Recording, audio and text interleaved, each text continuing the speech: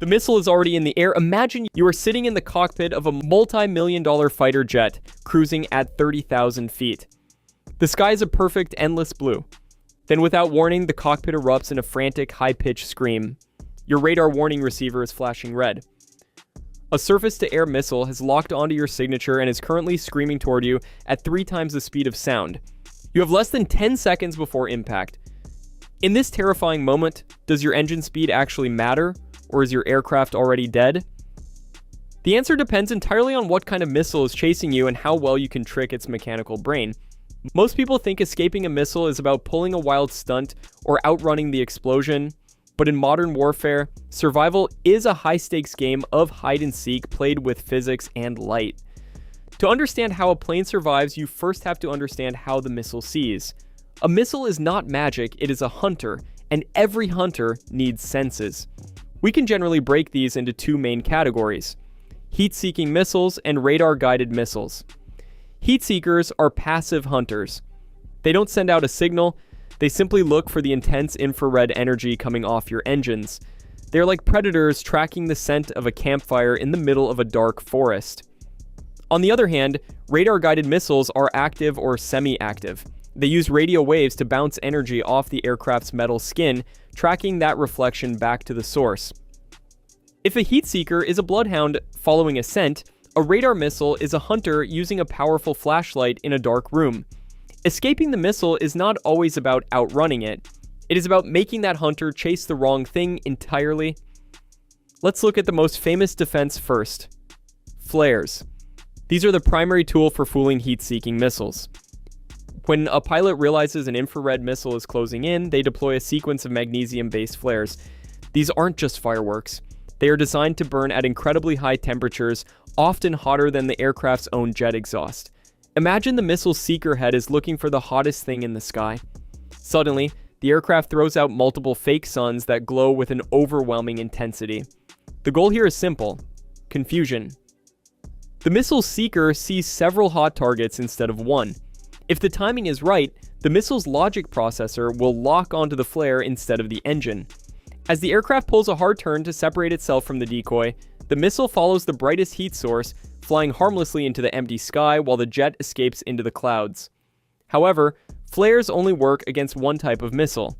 If the threat is using radar, the aircraft needs something completely different. That is where chaff comes in. If flares are fake heat, then chaff is essentially fake shape. Chaff consists of millions of tiny pieces of aluminum, metallized glass fiber, or plastic that are released into the air behind the aircraft.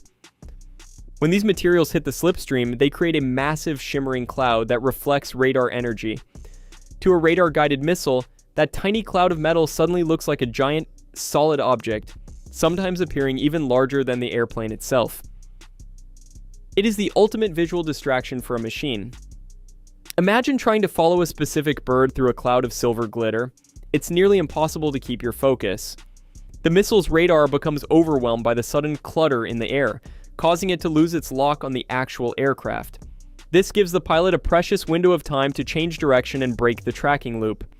But modern missiles are getting smarter every year, and they are starting to learn how to tell the difference between a cloud of glitter and a moving titanium jet. This has forced aircraft defense systems to become even more advanced. This leads us into the world of electronic warfare. Instead of only throwing out physical decoys, some aircraft try to attack the missile's brain directly by interfering with the very signals it depends on. This is a battle fought in the invisible spectrum of radio frequencies.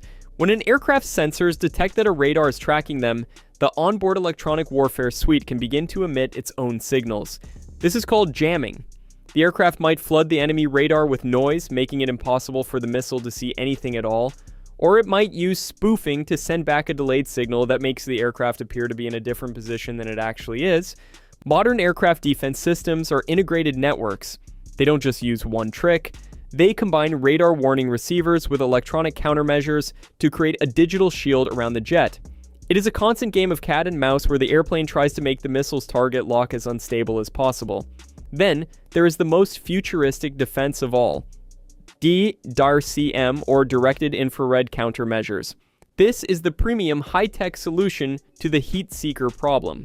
Instead of throwing out a flare and hoping the missile looks at it, DIRCM systems try to blind the missile's eye directly.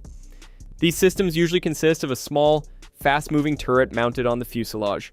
When a missile launch is detected, the turret slews toward the incoming threat and fires a concentrated beam of infrared energy or a specialized laser into the missile's seeker head. This beam doesn't explode the missile like a weapon from a movie. Instead, it overwhelms the seeker's sensors, effectively blinding it or feeding it false data that makes it think the target is suddenly miles away.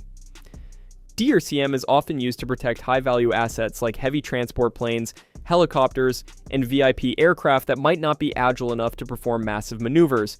It is a precise, invisible strike that disrupts the missile's ability to keep tracking correctly before it ever gets close. But even with all this incredible technology, pilots still face one brutal, unyielding problem: time. Once a missile is in the air, the clock is ticking at a terrifying pace. The pilot is not calmly choosing options from a menu.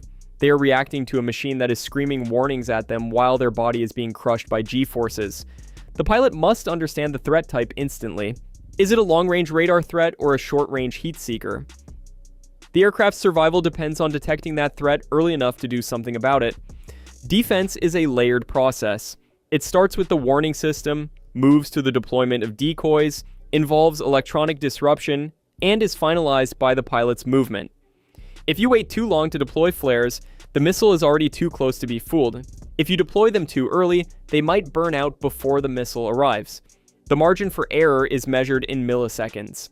This brings up the ultimate question: does an airplane actually escape because of the pilot or because of the machine? In reality, it is a perfect partnership. The machine provides the eyes and the tools. It detects the invisible radar waves and the faint heat of a launch.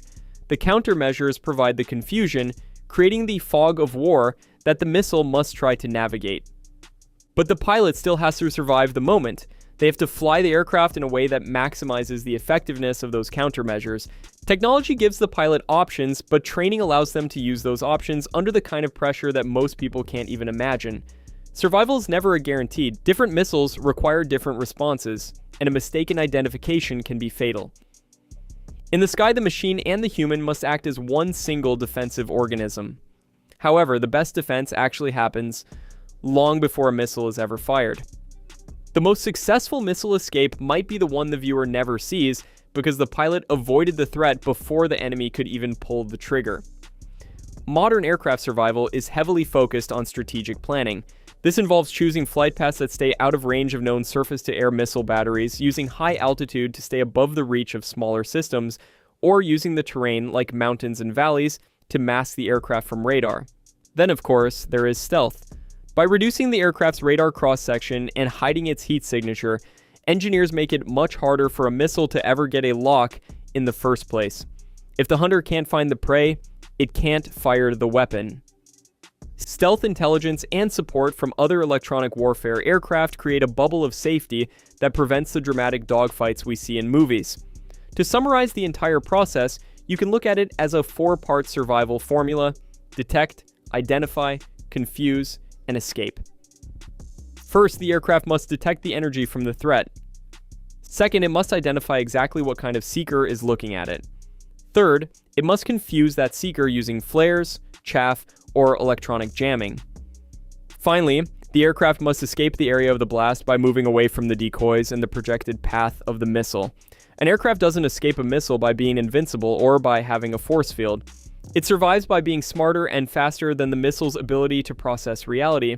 It survives by making the missile wrong about where the target actually is. The missile only has to be right once to end the mission. The aircraft has to make that missile wrong for just long enough to survive. Every time a jet successfully returns to base, it is a victory for engineering, training, and split-second decision-making. Which defense do you think is more impressive? The brute force heat of flares, the clever deception of chaff, or the high-tech precision of laser-based countermeasures? Let us know in the comments.